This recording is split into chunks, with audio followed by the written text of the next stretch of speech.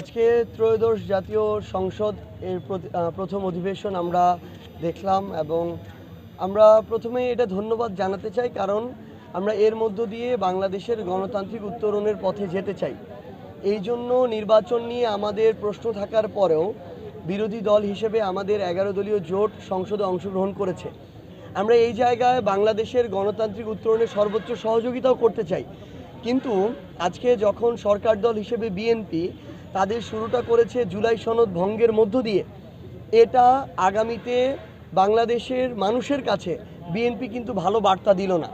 জুলাই সনদ বাস্তবায়ন অনুযায়ী সংসদের স্পিকার সরকারি দল থেকে হলেও ডেপুটি স্পিকার কিন্তু বিরোধী দল থেকে হওয়ার কথা ছিল, কিন্তু আমরা আজকে দেখলাম যে ডেপুটি স্পিকার দেওয়া হয়েছে ব্যারিস্টার কায়সার কামালকে, যিনি বিএনপি সমর্থিত একজন এমপি।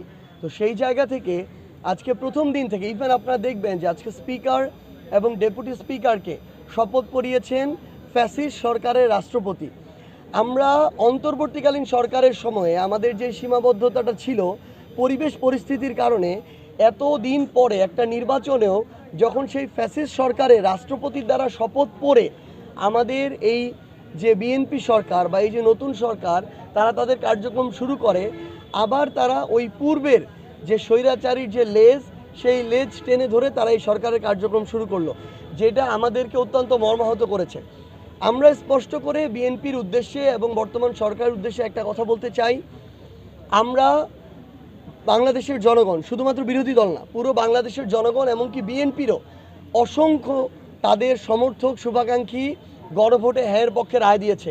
গণভোটে হ্যাঁ মানে হচ্ছে জুলাই সনদ বাস্তবায়ন হতে হবে।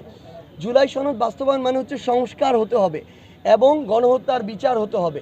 এই কাজগুলোকে উপেক্ষা করে বিএনপি এবং এই সরকার যদি মনে করে তারা এই বাংলাদেশে জনগণের বিপক্ষে গিয়ে রাজনীতি করে তারা টিকে থাকতে পারবে, এই সরকারকে টিকিয়ে রাখতে পারবে, সংসদ স্বাভাবিকভাবে ফাংশন করবে, এটা কখনোই সম্ভব নয়। বরং বর্তমানের মানুষ তাদের জায়গা থেকে স্পষ্টভাবে এটা সব সময় মাথায় রাখবে যে তারা এই অভ্যুত্থানটাকে অল্প কিছুদিন আগে প্রত্যক্ষ করেছে, অংশগ্রহণ করেছে। কেউ যদি কোনো একটা দল যদি তাদের দলীয় স্বার্থ বাস্তবায়ন করতে চায়, আবার ক্ষমতার মোহে ডুবে স্বৈরাচারের পথে হাঁটতে চায়, তাহলে বাংলাদেশের জনগণ এবং আমরা বিরোধী দল একসাথে ঐক্যবদ্ধভাবে তাদেরকে প্রতিরোধ করব।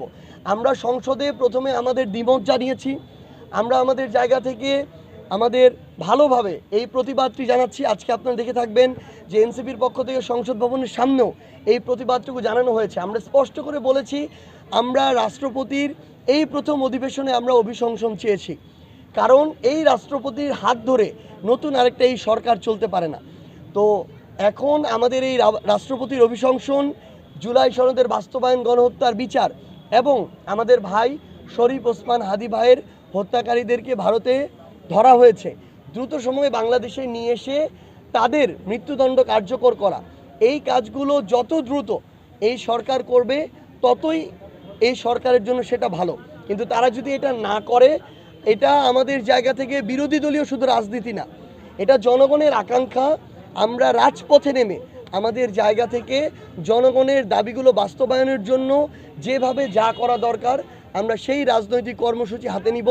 এবং আমরা এটুকু বলতে পারি যে আমাদের এই যে বিরোধী দলের যারা সংসদ সদস্য হিসেবে সংসদে গিয়েছেন, তারা জনগণের আকাঙ্ক্ষার বিপরীতে গিয়ে শুধুমাত্র একটা চেয়ারে বসে থাকার জন্য ওই সংসদে যান নাই।